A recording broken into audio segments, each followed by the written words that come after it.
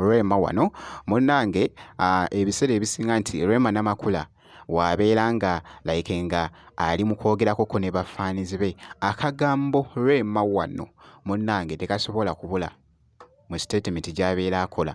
Kaakati nno n'okusinziira munnange ate mu luyimba lwe olupya wano jjukira nti nno lwe luyimba lwa Rema Namakula olupya era nga lufuuse munnange ate ettabbu. Omukyala abadde yakafulumya oluyimba luno avuddeyoko n'akakasa n'agamba nti oh wow, I'm so grateful, thank you for the love. Abawagizi be ng'ali kubeebaza munnange ate okubeera nga bastreaminze nnyo munnange ate oluyimba lwe wano oluyimba lwa Rema Namakula olupya.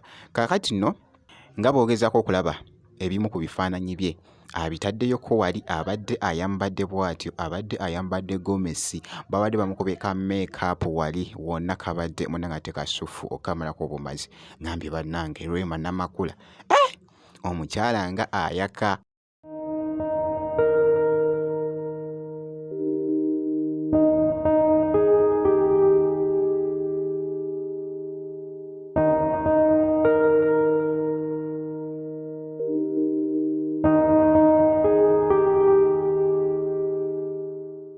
Omanyi olumu naffe bitusukkako ebyokwogera naye muganda wange so bw'atyo munnange ate Rema Namakula bw'abadde alabiseeko bambi abadde so happy.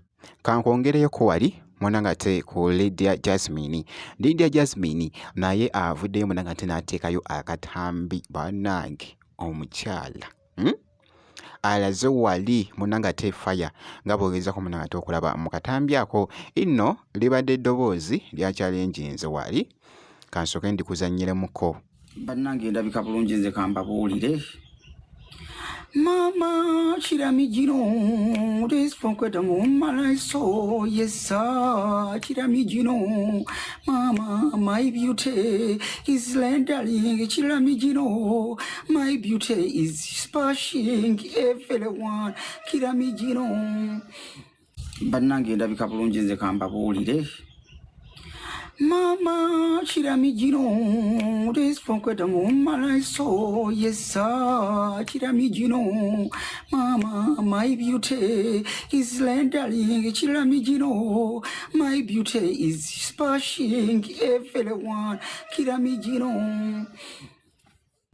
Bw'atyo nno munnange ate Lydia Jasmine wabadde alabiddwako munnange ate mu katambi. Jjukira nti nno munnange naye alina munnange ate oluyimba oluli mu kutambula. Actually title ngyerabidde, title enfudde mu mutwe bannange, naye nga kati tobeera nga tonaba lukyekingako munnange ate oluyimba lwa Lydia Jasmine genda kati munnange ate olukebereko oluli mu kutambula munnange ate okwetooloola eside. So nga nkwongeddeyoko omukyala munnange ate Shiba Kalungi. Kaakati nno Shiba Kalungi avuddeyoko n'akubira mwana muwala ono munnange ate drop. Tell them this is for you, man.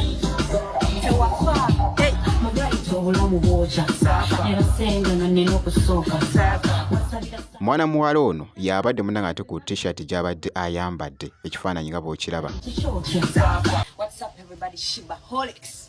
This is one of us. Etania doing her very, very first show ever. Woo! Etania, I'm so happy for you, honestly, from the bottom of my heart. You've been my fan for so long and you've showed me so much love.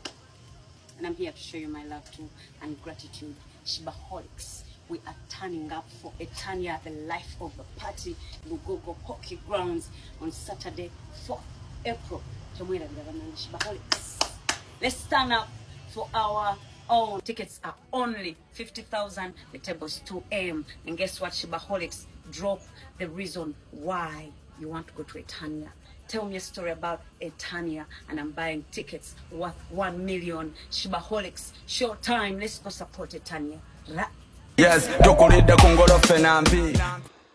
Ekifaananyi nga bw'okiraba kaakati nno waliwo munnange ate wali party era ng'ebiseera ebisinga nti nno actually munanga ate Shiba mulungi nga akoledde munanga ate drop era ng'etambwira ddala. Akatambi nno nako kabadde kakutte munanga ate ettabbu wali munanga ate ku drop eno gy'abadde akoze ku mukutu ogwa TikTok okwetooloola. So bwe kiti munanga ate bwe kitambudde ku bayimbi bo bano Lydia Jasmine wali Rema Namakula Shiba. Kakati nno ky'olina okukola kusigala nga weekuumidde ku Jaminati Yugi naye ng'okoze ekintu kimu kyokka nga osubscribinze, ebisigadde byonna obitwekere, tujja kubeera nga tukuwa update yonna